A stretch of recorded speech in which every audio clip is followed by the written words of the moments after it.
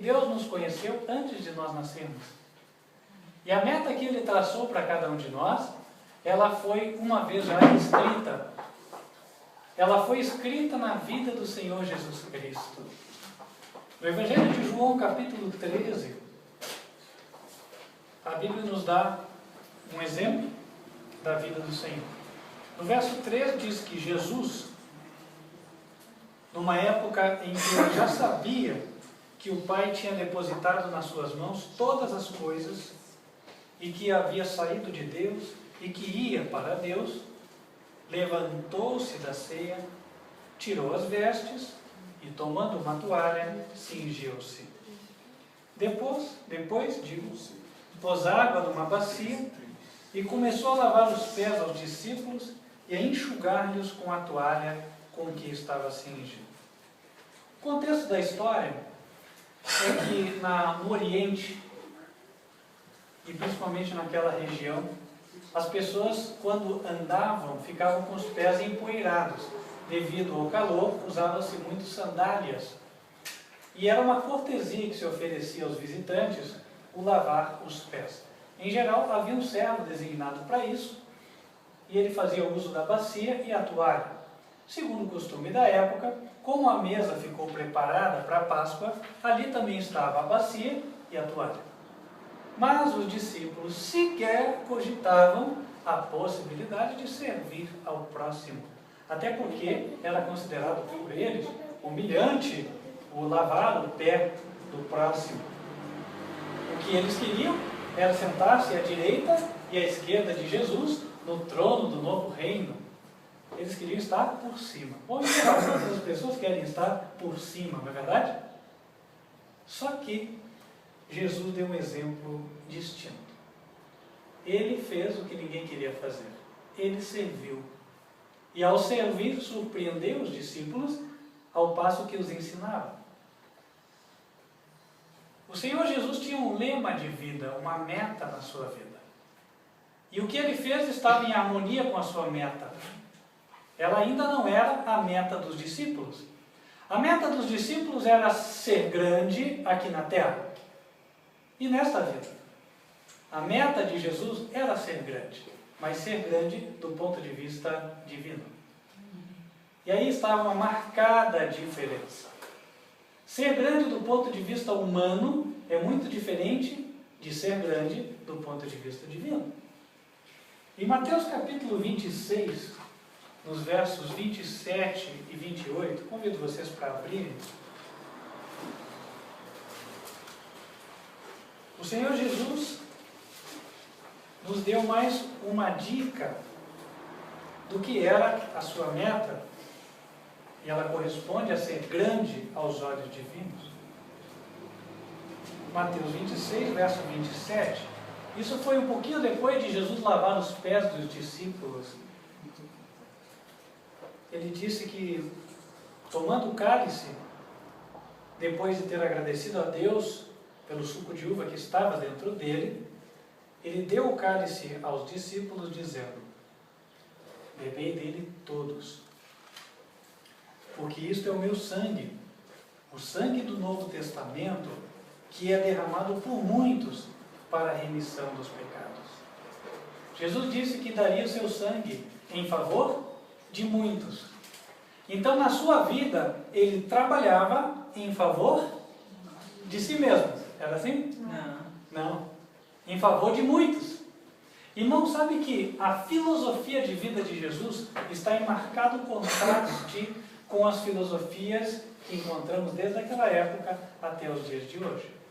Em geral, ensina-se assim: primeiro você, depois que você estiver bem, aí você vai para os outros, não é assim? Só que Jesus ensinou outra coisa: eu vivo para os outros, eu derramo meu sangue por muitos, eu sirvo aos outros. Parte de um ponto de vista, ou parte de um pressuposto diferente. Não é primeiro sirvo a mim, para que quando eu sentir que estou satisfeito, então eu vou pensar no próximo. Não. Diz, eu sirvo aos outros, e Deus cuida de mim. Amém. No Evangelho de João ainda, capítulo 4, nos versos 31 a 34, a Bíblia também nos fala uma outra faceta deste modus operandi, esse modo de viver. Em João 4, verso 31,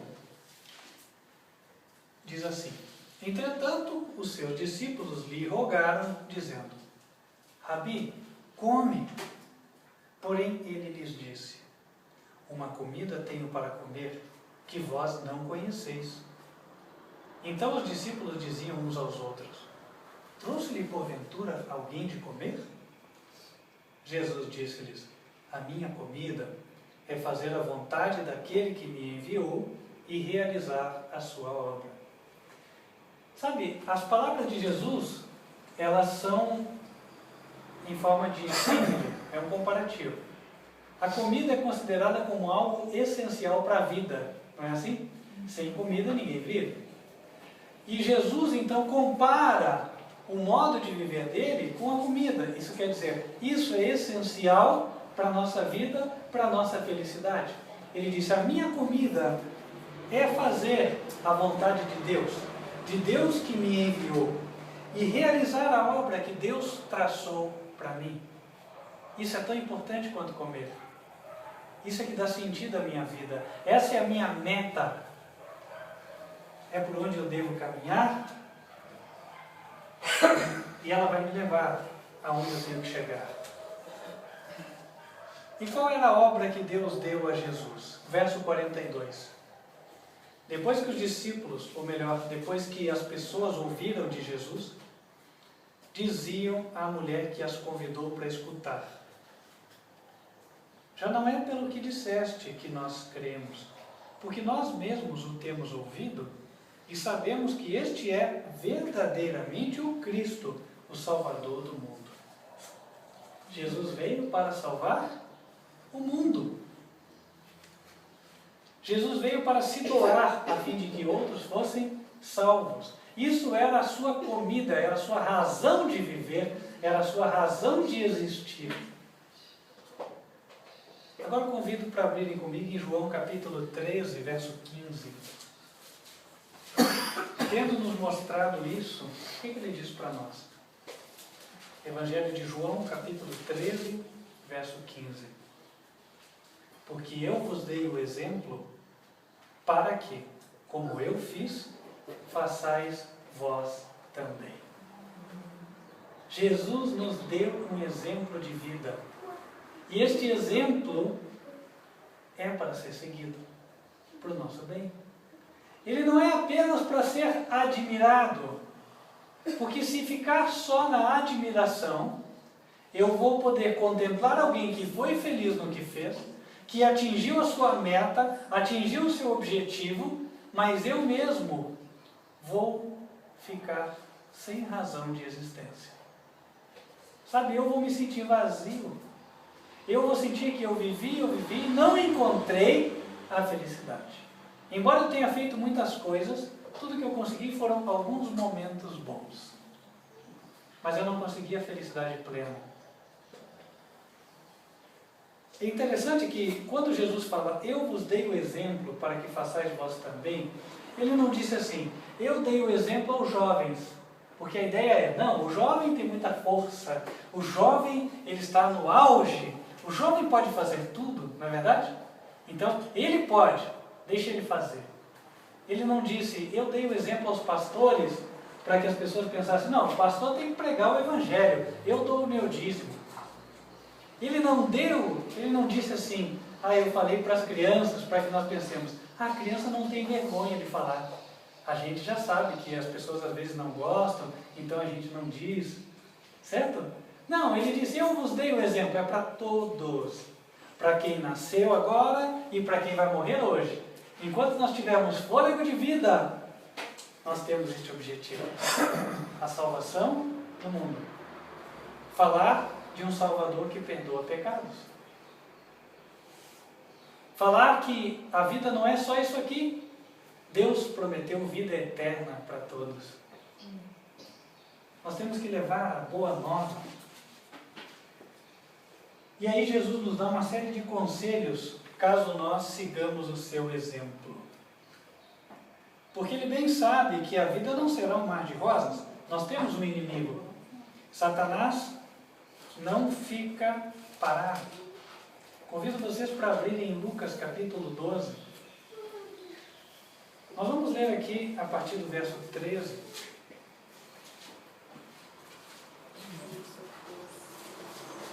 Primeiramente, ele fala de um engano que o inimigo coloca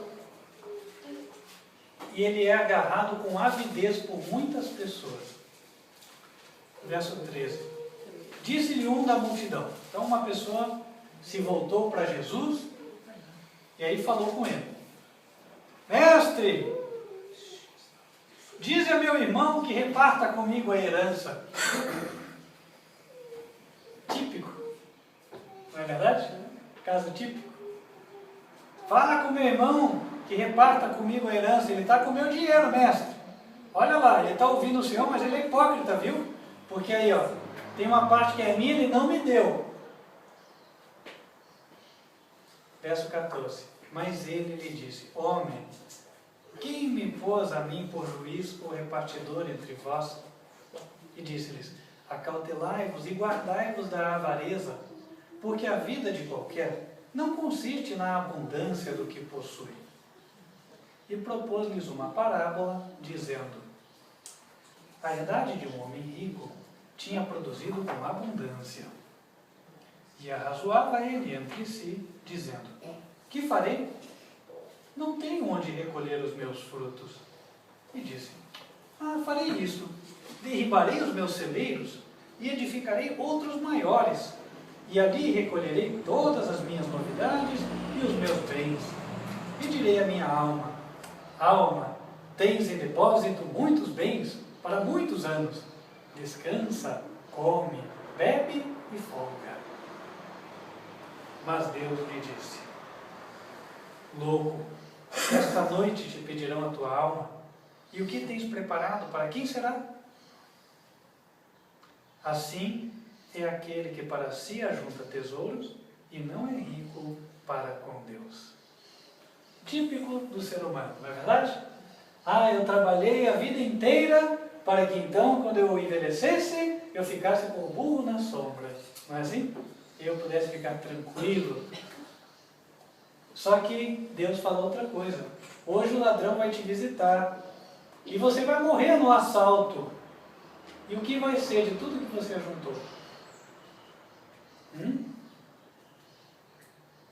Aí ele fala: aquele que ajunta tesouros na terra não é rico para com Deus. Nós precisamos ajuntar tesouros onde a traça não corrói. Não é verdade? Sabe, irmãos, é uma reorientação de vida. Só que esta reorientação nos coloca na contramão do mundo. Porque quando alguém olha para uma pessoa e vê que ela não está juntando tesouros para esta vida, o que fala? Olha que irresponsável. Será que ele não pensa na sua família? Será que ele não pensa quando ele morrer, como é que vão ficar os outros? Ele tem que pensar na segunda, na terceira, na quarta geração. Não é assim? Irmãos, esse é um pensamento humano comum. Essa é uma base humana de pensamento, mas não é a base divina. Qual é a base divina? Verso 22. Disse aos seus discípulos: Portanto vos digo, não estejais apreensivos pela vossa vida, sobre o que comereis, nem pelo corpo, sobre o que vestireis. Mais é a vida do que o sustento, e o corpo mais do que as vestes. Considerai os corvos, que nem semeiam, nem cegam, nem têm despensa, nem celeiro, e Deus os alimenta. Quanto mais valeis vós do que as aves? Verso 29. Não perguntei, pois, que haveis de comer ou que haveis de beber, e não andeis inquietos, porque os gentios do mundo buscam todas essas coisas. Mas vosso Pai sabe que necessitais delas. Buscai antes o reino de Deus, e todas essas coisas vos serão acrescentadas. Não temas, ó pequeno rebanho, porque a vosso Pai agradou dar-vos o reino. Vendei o que tendes, dai esmolas, fazei para vós bolsas que não se envelheçam, tesouro nos céus que nunca acabe, aonde não chega ladrão e a traça não rói. Porque onde estiver o vosso tesouro, ali estará também o vosso coração. Orientação de vida prática para que o nosso coração esteja no lugar certo. Não confie nas riquezas. As riquezas desaparecem do dia para a noite. Ou porque o ladrão roubou, ou porque ocorreu uma calamidade, ou porque quebrou o banco onde o dinheiro estava aplicado, certo? Ou porque o governo decretou um estado de emergência e bloqueou todas as contas. Nós já passamos por isso, não foi? Ou porque a inflação está tão alta que ela mesma come o dinheiro, né? E aí foi, como é que é? Plano Sarney, plano Collor, certo? Plano Bresser, plano Real, e assim foi. Né? Estamos aí. Sabe-se lá quando vai ocorrer o novo plano. Irmãos, ninguém tem segurança plena. Ninguém tem. Está lá o Eike Batista para provar isso, né? Era bilionário, agora já é milionário, vai saber amanhã como fica. Né? Se não for um laranja, claro. Mas, irmãos, Deus fala, coloca o teu coração no céu. Faça tesouros onde a traça não corrói. Como é que você faz isso? Pregando o Evangelho. Traga para Deus a recompensa que Ele quer. Pessoas que aceitem a Jesus e entrem lá. Fale dele. Distribua os folhetinhos. Dê um bom testemunho. E assim vai. Sabe, nós temos hoje a oportunidade de fazer os nossos planos para 2014. Que os planos sejam os melhores. Que os planos sejam os mais sublimes, os mais elevados. Porque onde estiver o tesouro, ali estará o coração. Se o coração estiver no dinheiro, então ele está naquilo que se corrompe. Porque o dinheiro, irmãos, eu lembro de uma história, vou contar para vocês. Eu lembro que meu pai, uma época, ele queria guardar dólares. Isso quando eu era pequeno para adolescente. E aí ele contratou um pedreiro numa casa onde nós morávamos. Não moramos mais lá, faz muito tempo, foi vendido. Mas naquela casa, ele mandou o pedreiro construir um cofre. E aí o pedreiro fez com um concreto e uma argamassa anti-umidade. Eu me lembro disso. Porque menino, né, gosta. Até eu ajudava o pedreiro com a marreta, às vezes, lá, só para participar. E aí, o que aconteceu? Lá vai o meu pai colocar os dólares no cofre. Pois, determinado tempo mais tarde, foi ele pegar os dólares, e os dólares estavam embolorados. Interessante, irmãos, quer dizer, todo um trabalho, né? Paga o pedreiro, constrói o cofre, trabalha, consegue os dólares, coloca lá, e aí o que acontece? Embolora. Eu não sei se ele conseguiu salvar o dinheiro, eu era pequeno, não acompanhei o final da história. Mas olhem só aonde poderia ter terminado. Sabe, irmãos, nós temos que tomar cuidado de não fazer o tesouro no lugar errado. Porque se fizermos, pode ser corroído. E aí, não sobra nada. Irmãos, Deus pode guardar o nosso depósito para sempre. Deus disse que vai nos dar todo o ouro que nós quisermos e uma vida eterna para desfrutarmos dele. Então hoje, vamos cuidar de pregar o Evangelho. Seja bem-vindo, irmão. Amém. Vamos cuidar de pregar o Evangelho. Vamos cuidar de fazer uma boa meta para 2014. Que tal colocar com Deus e falar, Senhor, a minha meta é que todos os dias do ano eu fale de Ti. Todos os dias do ano eu seja um semeador de boas palavras. Eu semeie palavras que ajudem as pessoas a amarem o próximo, que ajudem as pessoas a aceitarem a Jesus, a respeitarem umas às outras, que ajude as pessoas a andarem pelo caminho da vida eterna. Palavras que construam. Que o meu exemplo de vida seja um exemplo digno de ser seguido, é uma boa meta. Não é verdade? Talvez alguns queiram colocar assim, eu queria que o Senhor me desse algumas almas. Né? Durante esse ano eu queria ganhar algumas almas para o Senhor. Eu não queria passar o ano em branco. Quando na vida eterna eu olhar para 2014, eu quero olhar com um sorriso nos lábios. Não é verdade? Sabe, irmãos, vamos planejar bem. Aqui no mesmo capítulo de Lucas, capítulo 12, pleonasmo, né? Mesmo capítulo diz aqui, no verso 42. Qual é, pois, o mordomo fiel e prudente, a quem o Senhor pôs sobre os seus servos para lhes dar a tempo a ração? Bem-aventurado aquele servo a quem o Senhor, quando vier, achar fazendo assim. Em verdade vos digo que sobre todos os seus bens o porá. Mas se aquele servo disser em seu coração, meu Senhor tarda em vir, e começar a espancar os criados e criadas, e a comer, e a beber, e a embriagar-se, virá o Senhor daquele servo no dia em que não espera, e numa hora que ele não sabe, e separá-lo-á, e lhe dará a sua parte com os infiéis. E o servo que soube a vontade do seu Senhor, e não se aprontou, nem fez conforme a sua vontade, será castigado com muitos açoites. Mas o que a não soube, e fez coisas dignas de açoites, com poucos açoites será castigado. E a qualquer que muito for dado, muito se lhe pedirá. E ao que muito se lhe confiou, muito mais se lhe pedirá. Aqui é mostrado que um dia nós vamos dar conta daquilo que nós fazemos, das nossas escolhas. O mordomo fiel e prudente é aquele que dá o alimento a seu tempo. Jesus, quando fala de alimento, o alimento espiritual é a Bíblia, é a palavra, é ensinar as verdades que as pessoas precisam saber agora.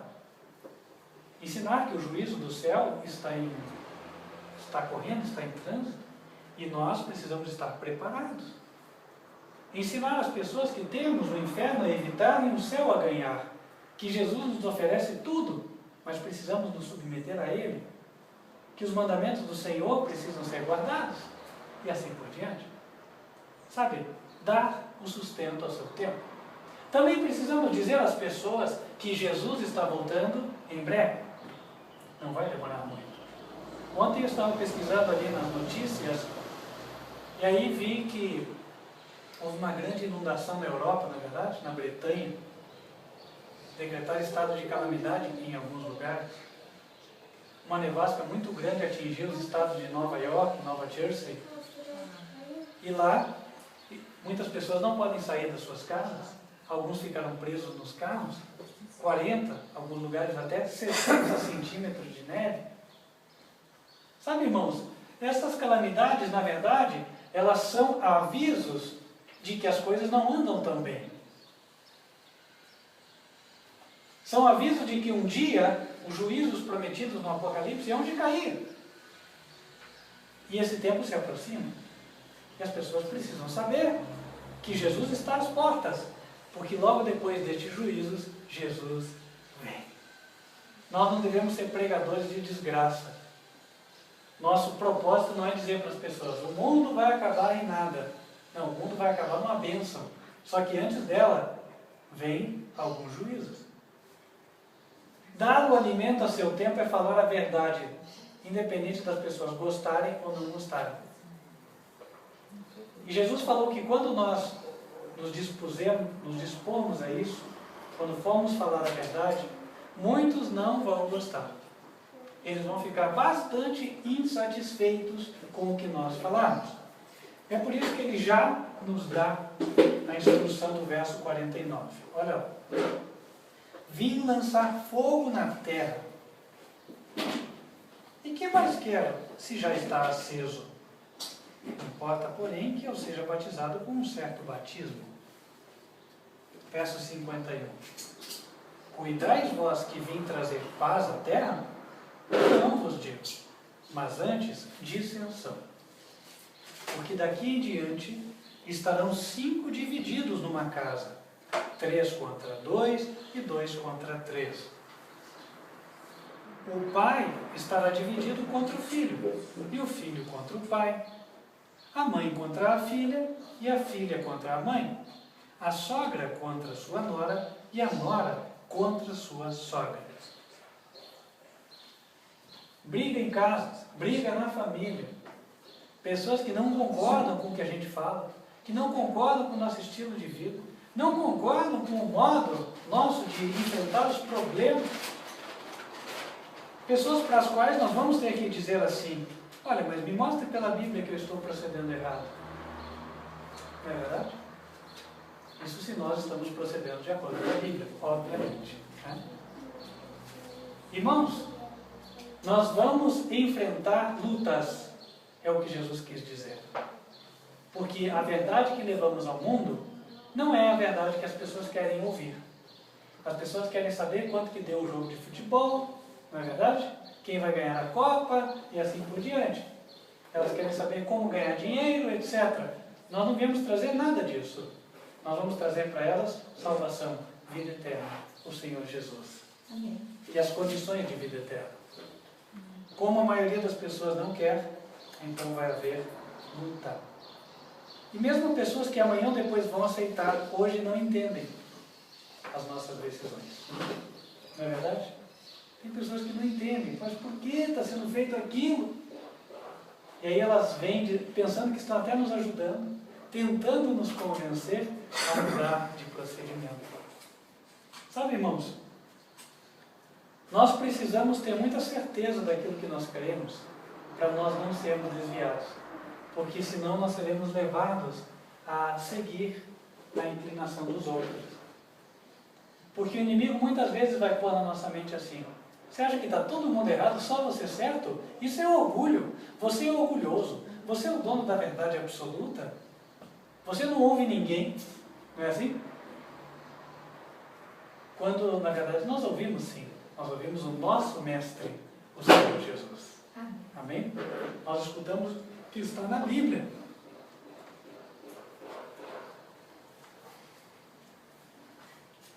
E finalizando, meus queridos. Embora hajam lutas para aqueles que têm a verdadeira meta, para aqueles que colocam a melhor meta diante de si, vão haver lutas em 2014, com certeza. Só que eles estarão escolhendo o melhor. Porque nós estamos vivendo num tempo em que lá no céu está transcorrendo um juízo. E as nossas obras estão sendo avaliadas. Bem-aventurado, feliz é aquele que for aprovado no juízo. Amém. Que as suas obras forem consideradas dignas diante de Deus. Obras feitas pela fé. No verso 54, Jesus falou para a multidão: quando vedes a nuvem que vem do ocidente, logo dizeis: lá vem chuva, e assim sucede. E quando assopra o vento sul, dizeis: haverá calma, e assim sucede. Hipócritas, sabeis discernir a face da terra e do céu. Como não sabeis então discernir este tempo?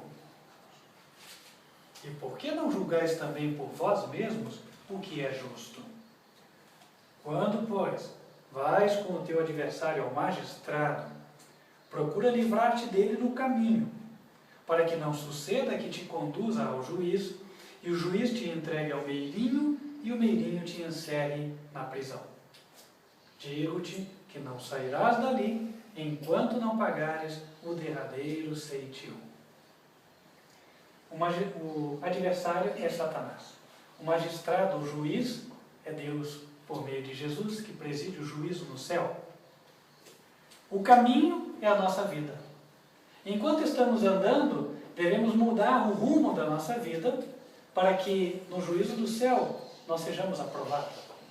Quem não fizer isso vai chegar ao fim da sua vida e aí será tarde. Por isso é dito: vai ser entregue ao meirinho e o meirinho vai entregar à prisão. Finalizo com Mateus 20, verso 28. Mateus 20, verso 28. o Filho do Homem não veio para ser servido, mas para servir e dar a sua vida em resgate de muitos. Amém. Que esta possa ser a nossa meta em 2014. Amém? Quem gostaria de adotar esta meta para a sua vida? Amém. Glória a Deus. Vamos nos ajoelhar e vamos orar.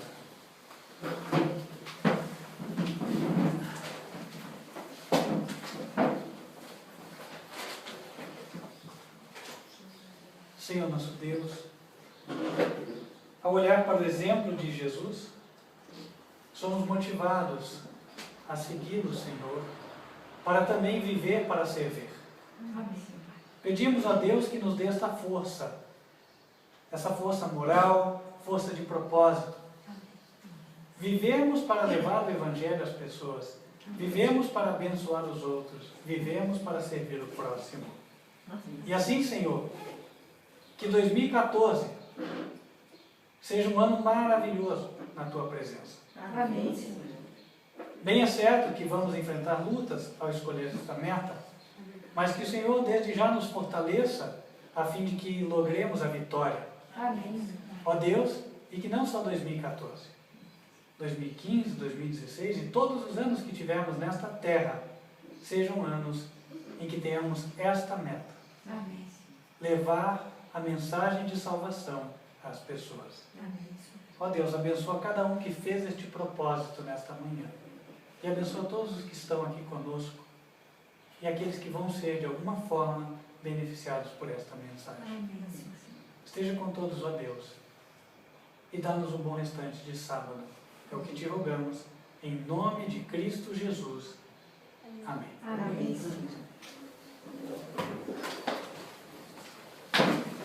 Amém.